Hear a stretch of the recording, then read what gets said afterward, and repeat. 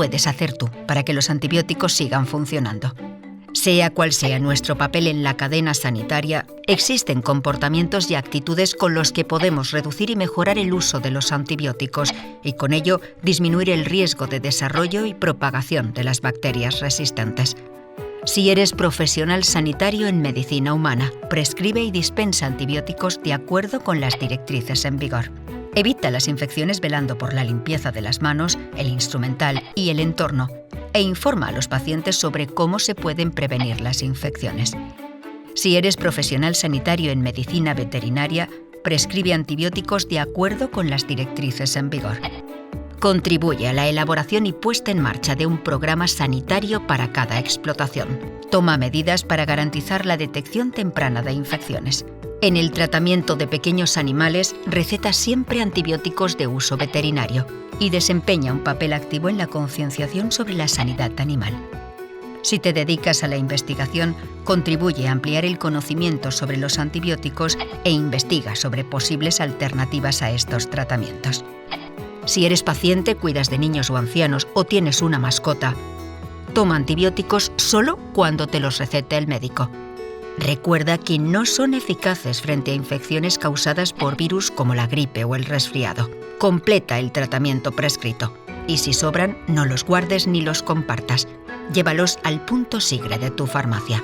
Puedes prevenir las infecciones lavándote frecuentemente las manos, preparando los alimentos en condiciones higiénicas, adoptando medidas de protección en las relaciones sexuales y manteniendo las vacunaciones al día. Y recuerda, el veterinario de tu mascota es quien decide su tratamiento. La solución al problema de la resistencia está en tus manos. Ayúdanos a conseguir que los antibióticos sigan funcionando. Súmate al plan.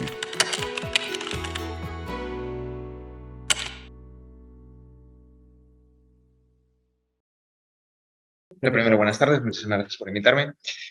Y esta tarde me gustaría hablaros de la optimización de tratamientos antibióticos y sobre todo del uso racional de antibióticos en procesos dentales, enfocándonos al final un poquito en uno de ellos, en el acceso periapical, que es uno de los procesos que más habitualmente yo creo que se ve en las consultas de medicina general y que, por desgracia, peor se prescribe la antibioterapia en estos casos. Las resistencias bacterianas, como todos sabemos ya, actualmente son uno de los mayores problemas de salud pública y esto nos está obligando a hacer unas modificaciones importantes en las guías de ámbito odontológico. En general, siempre a favor de un menor uso de los antibióticos.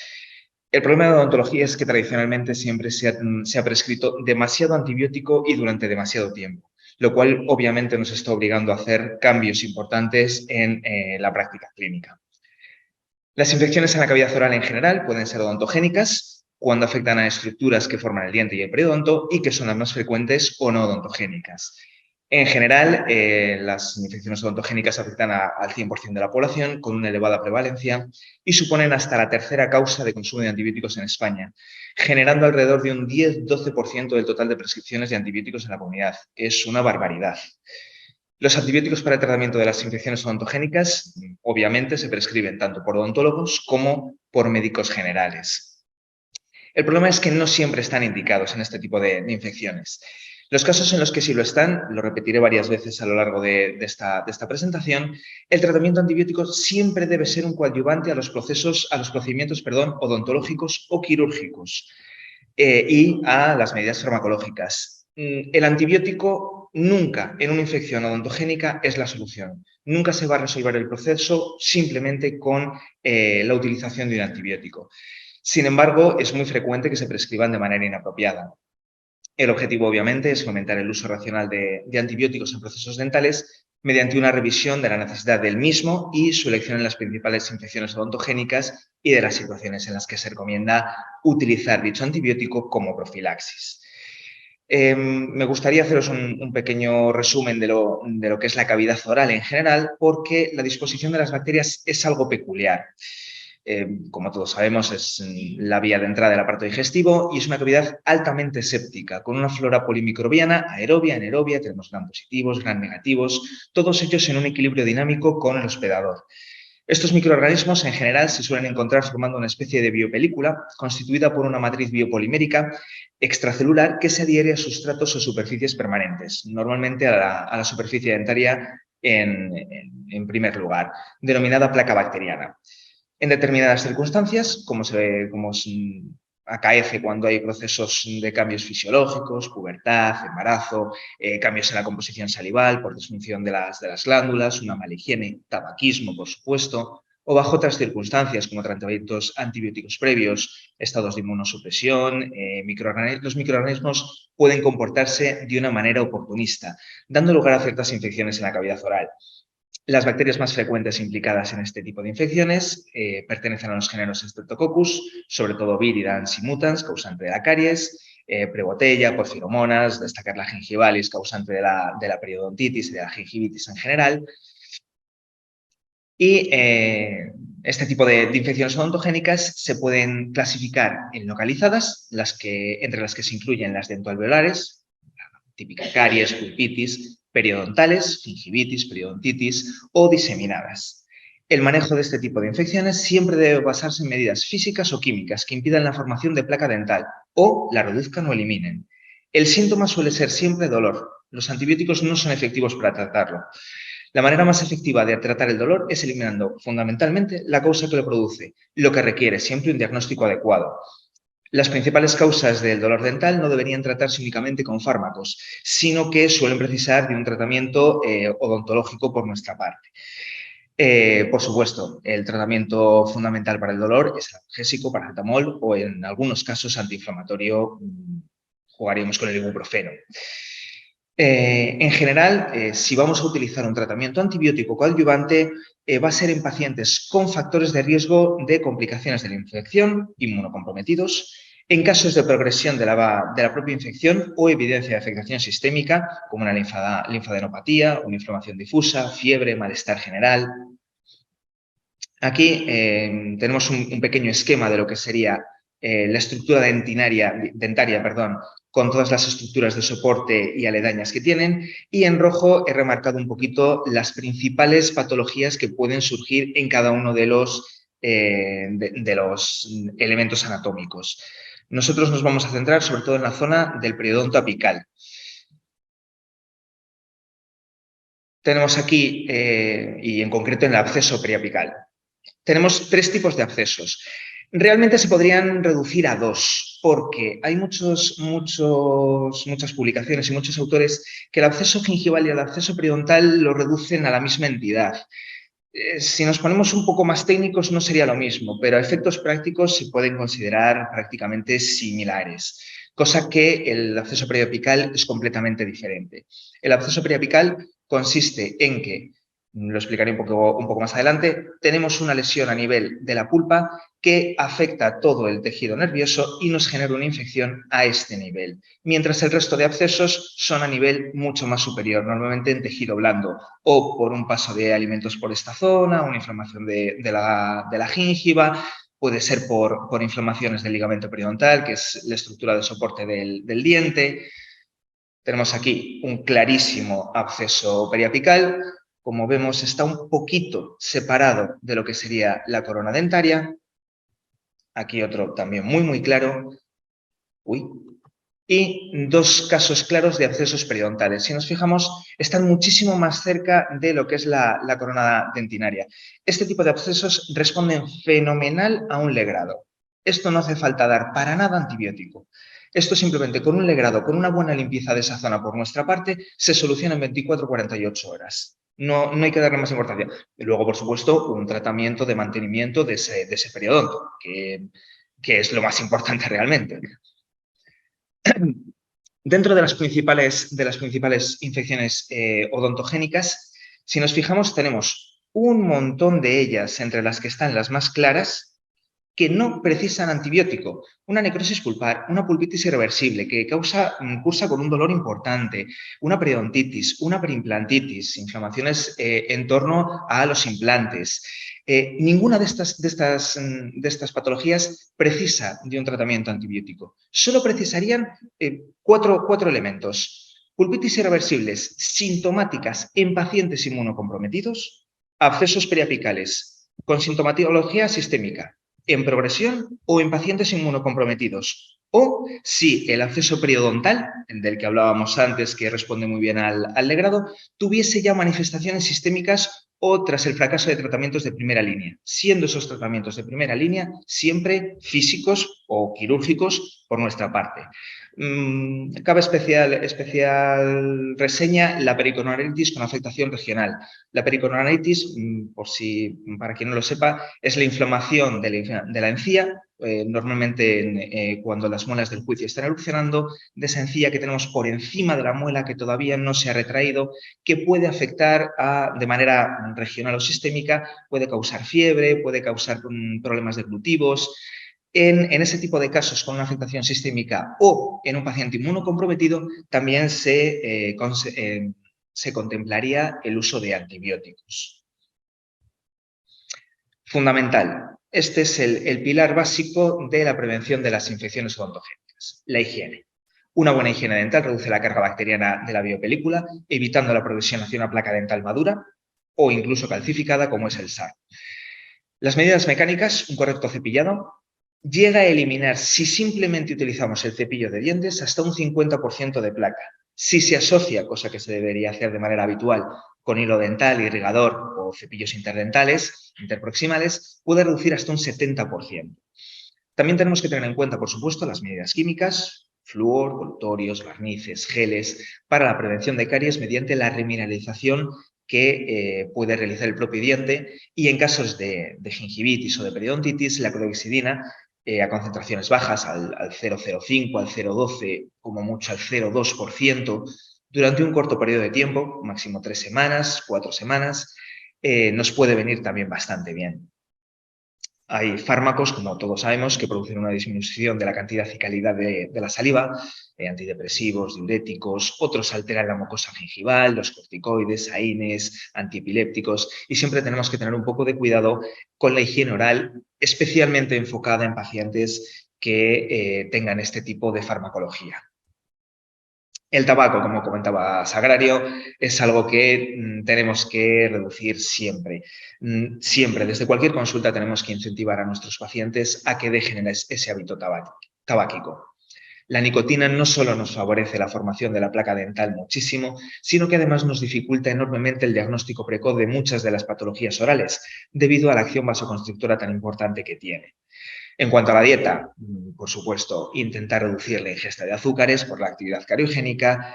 La dieta blanda en general tiende a favorecer la formación de depósitos interdentales y mencionar, aunque solo sea de pasada, el xilitol. Si muchas veces no tenemos tiempo para cepillarnos los dientes, hay en el mercado algunos chicles con xilitol que no previenen, pero sí reducen un poquito la adhesión de bacterias a la biopelícula, favoreciendo ese intento de evitar la acción bacteriana y las caries. Como decía, no está indicado el tratamiento antibiótico, por supuesto, en caries, pero tampoco en pulpitis, tampoco en periodontitis crónica, tampoco en periimplantitis. Quería mencionar también un proceso por el cual cada vez estoy viendo más prescripciones antibióticas, que es la profilaxis previa a la colocación de implantes. No hay ni un solo estudio que acredite que la colocación de un implante precisa de una profilaxis antibiótica. Ni uno. No le hay. Si le hay, por favor, hacéndolo llegar porque les desconozco. No existen. No es necesaria. Y a día de hoy he de decir que hasta un 75% de los odontólogos que conozco lo prescriben. Eso es un caballo de batalla que tenemos que luchar contra ello porque hay una cantidad ingente de prescripciones en ese sentido. Igual que también como con las periimplantitis. El uso de antibióticos como ayuda en el tratamiento odontológico estaría justificado solo en los 3 casos que he dicho: evidencia de diseminación, síntomas sistémicos o inmunocomprometidos. En la mayoría de las infecciones odontogénicas, cuando se prescribe un antibiótico, se hace de forma empírica. Los principales microorganismos son sensibles a beta-lactámicos, con lo cual el antibiótico de elección sería una amoxicilina.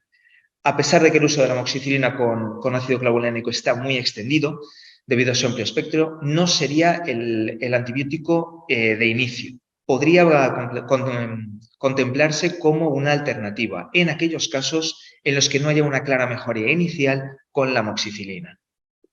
Estamos siempre hablando de pautas cortas, siempre pautas de 3 a 7 días, dependiendo del caso y siempre objetivando esa mejoría en los síntomas. Depende, por supuesto, de la extensión del proceso y de la respuesta clínica. Es muy importante tratar de reevaluar en la medida de lo posible al paciente a los 2-3 días. Si hay una mejoría de los signos o han desaparecido completamente, lo ideal sería interrumpir el tratamiento antibiótico. Los procesos de la cavidad oral y sus alrededores, cuya causa primaria se localiza en el diente, suelen ser enfermedades completamente autolimitadas, generalmente banales y de muy alta prevalencia. La mayoría de las patologías dentales se pueden tratar con éxito eliminando la infección mediante la extracción del diente, con una endodoncia, el típico matar el nervio que se suele comentar, o una incisión y drenaje quirúrgico del absceso, un tratamiento periodontal, un raspado y observación sin necesidad de tratamientos antibióticos de ningún tipo. Fundamental, no fumar y buena higiene oral. Son la base de la prevención de cualquier tipo de patología dental y oral. El absceso periapical agudo, que es un poquito en el proceso que nos vamos a centrar en esta última parte, surge de una pulpa dental inflamada o necrótica o una infección del sistema de conductos radiculares sin pulpa. Estaríamos hablando de que ya se ha realizado previamente un tratamiento de esos conductos, pero con el paso del tiempo el tratamiento ha fracasado y las bacterias han vuelto a colonizar la zona. Cursa con inflamación, tumefacción intraoral de los tejidos alrededor de la raíz dental y a veces presenta salida de exudado purulento al exterior. Origina normalmente una clínica de dolor sordo, bien localizado, referido al diente afecto, que suele aumentar con la masticación o la percusión. El paciente en muchas ocasiones refiere: es que muerdo solo con este diente, es que me choca primero este diente, esa es la sensación de diente crecido. Es muy clásica de este tipo de patologías. A veces incluso hay exudado purulento por vía alveolar, es decir, la unión entre el diente y la encía. Los abscesos dentales localizados responden, como decíamos, muy bien a la incisión y al drenaje, al tratamiento de conductos o endodoncia o a la extracción. Por tanto, siempre que sea posible, en lugar de prescribir un antibiótico, lo ideal sería realizar una cirugía dental inmediata. Solo se recomienda antibioterapia cuando hay pruebas de propagación, las tres situaciones que hemos comentado previamente. Síntomas de afección sistémica, paciente inmunocomprometido o propagación. Donde hay una disonancia de infección, por supuesto, no hay justificación de un tratamiento terapéutico no con antibióticos. El tratamiento odontológico pasaría por, como estábamos comentando, ese tipo de situaciones. Cuando pueda haber una demora en el tratamiento conservador, sí se podría valorar el realizar una prescripción antibiótica. En este caso, se podría valorar hacer una prescripción diferida, con una evaluación, por supuesto, cada 2-3 días hasta que se pueda realizar ese tratamiento quirúrgico conservador por parte del odontólogo. Un desbridamiento y drenaje quirúrgico siempre cuando veamos unas indicaciones claras de que tenemos un absceso, la eliminación de la fuente de inflamación o infección mediante la extracción del diente o el tratamiento endodóntico, y en posible combinación con ese drenaje sería la solución final de dicho tratamiento. Además, por supuesto, de analgesia y antiinflamatorios en caso de ser necesarios. Tratamiento antibiótico, como comentábamos, los antibióticos no están indicados en caso de una infección localizada. Normalmente este tipo de infecciones suelen estar muy bien localizadas, suelen ser autolimitadas y suelen estar además a nivel intraóseo. En estos casos el absceso suele estar prácticamente aislado de la circulación sanguínea, con lo cual la penetración antibiótica es limitada. Está indicado cuando, sobre todo, puede haber esa demora en ese tratamiento conservador o quirúrgico.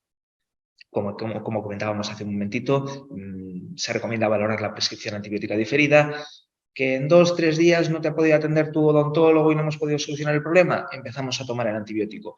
Que sigues más o menos bien y no tenemos un dolor intenso, que intenta no tomar el antibiótico. Vamos a ver si podemos aguantar hasta que podamos tener ese tratamiento conservador o quirúrgico.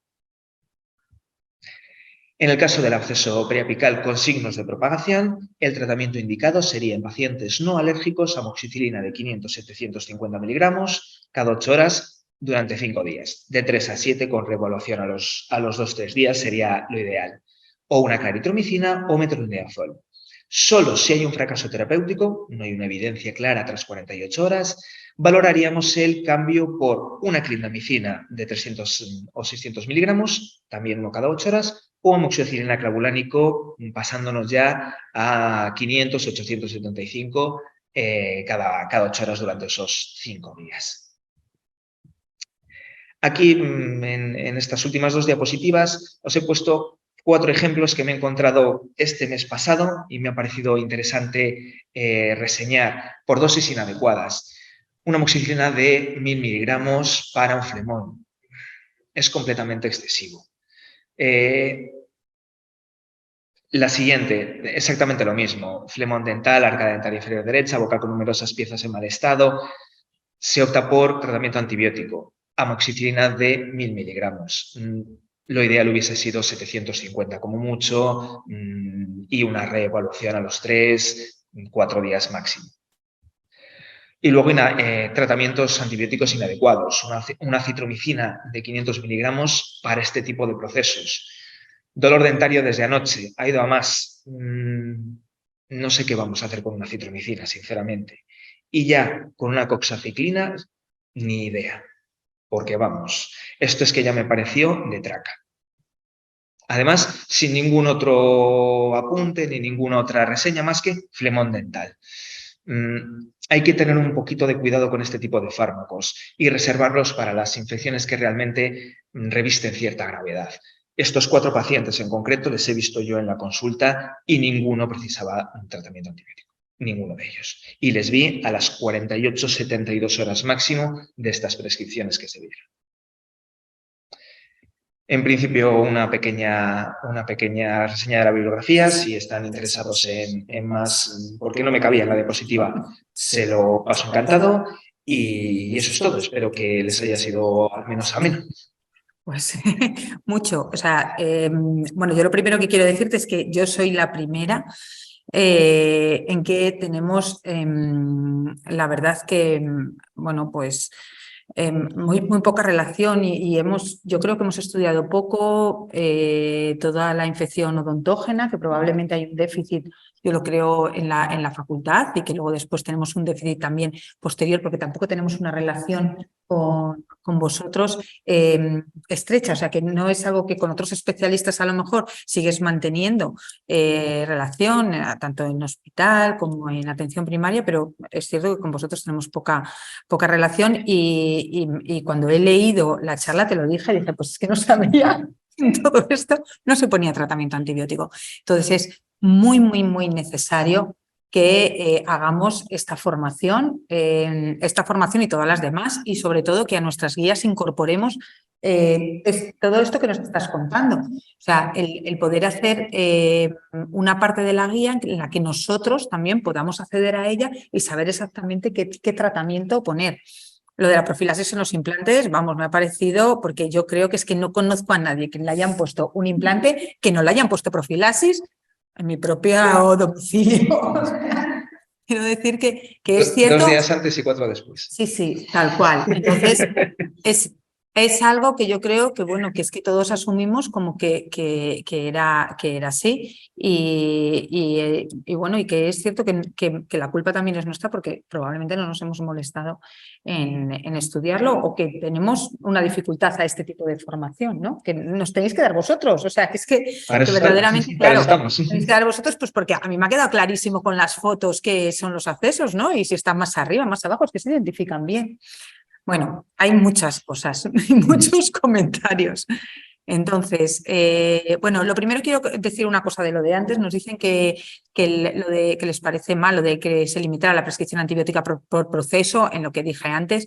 Desde los programas de optimización de tratamiento antibiótico, todas las medidas que sean restrictivas no nos gustan y, por tanto, esto es algo que se plantea como una herramienta, pero siempre sería de ayuda a la prescripción. O sea, probablemente siempre queda la alternativa en la que yo lo decido y lo prescribo, entonces, pero bueno, pero toda la ayuda es buena siempre a la hora de la prescripción. Vamos con la parte dentaria, que hay muchas cosas por los dos lados. Nos dicen que, bueno, Carmen Marquina nos dice que hay mucho tratamiento postdrenaje con metronidazol, como comentario. El metronidazol se puede aplicar en infecciones periodontales agudas que cumplan ciertos criterios. El metronidazol nos funciona muy bien en infecciones sobre todo periodontales, pero el prescribirlo simplemente después de un drenaje no está indicado. Vale. Para problemas gingivales, para problemas periodontales, es un fármaco de elección. De hecho, es el fármaco de elección. Pero en procesos muy agudos, que tengan una clínica muy florida, que tengan mucha carga bacteriana y sobre todo que sean muy agudos. En general, por ejemplo, los abscesos que os he mostrado, eso simplemente con un drenaje drena más que de sobra y no sería necesario. Vale. Estaremos hablando de gingivitis ulcerativa necrotizante, cuadros un poquito más graves. Nos dicen aquí que, a ver, comentarios. Los pacientes entran por la puerta pidiendo el antibiótico porque refieren que el dentista con infección no les ve. O no les va a hacer nada, amén de la dificultad del acceso urgente, que para un legrado del que has hablado, el acceso urgente, la seguridad social y en cualquier otro sitio, los fines de semana.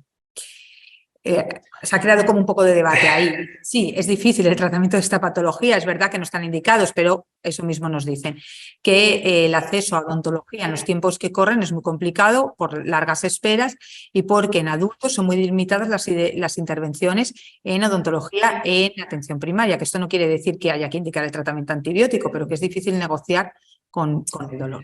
Sí, el problema que nos encontramos en esa situación es que por ejemplo, una extracción sí lo va a cubrir el Sistema Nacional de Salud, pero una endodoncia no. Y muchos pacientes tienen que esperar, como bien comentáis, bastante hasta que se les puede atender. En esos casos, si no queda más remedio y, como comentábamos previamente, el tratamiento odontológico va a estar diferido porque no queda más remedio, habría que prescribir un antibiótico para solucionar el problema, al menos inicialmente. Siempre con esa reevaluación y si a los 2 o 3 días hay una mejoría, suspenderlo. Vale. Falta mucha educación a la población, la educación es fundamental, partiendo por la higiene dental de inicio. Y luego nos dicen que en los pacientes que esté indicado el antibiótico, pero hay riesgo de endocarditis, se sigue considerando la posibilidad de 5 días con mejora de síntomas. O sea, bueno, lo que quieren decir es que si está indicado el tratamiento, pero además hay un riesgo de endocarditis, ¿cuánto tiempo se deja el antibiótico? Esperamos a 10 días. Realmente, a día de hoy, la profilaxis de endocarditis está pautada como 2 gramos de amoxicilina 1 hora antes del tratamiento. Tendría que revisarlo, porque ahora mismo te voy a hablar de memoria, pero tendría que revisarlo. Pero si no recuerdo mal, con 3 días antes, manteniendo el antibiótico el propio día de la intervención y otros 2 máximo después, si tenemos una infección activa, sería suficiente. Te estoy hablando de memoria y no estoy seguro al 100%. Eso tendría que revisarlo.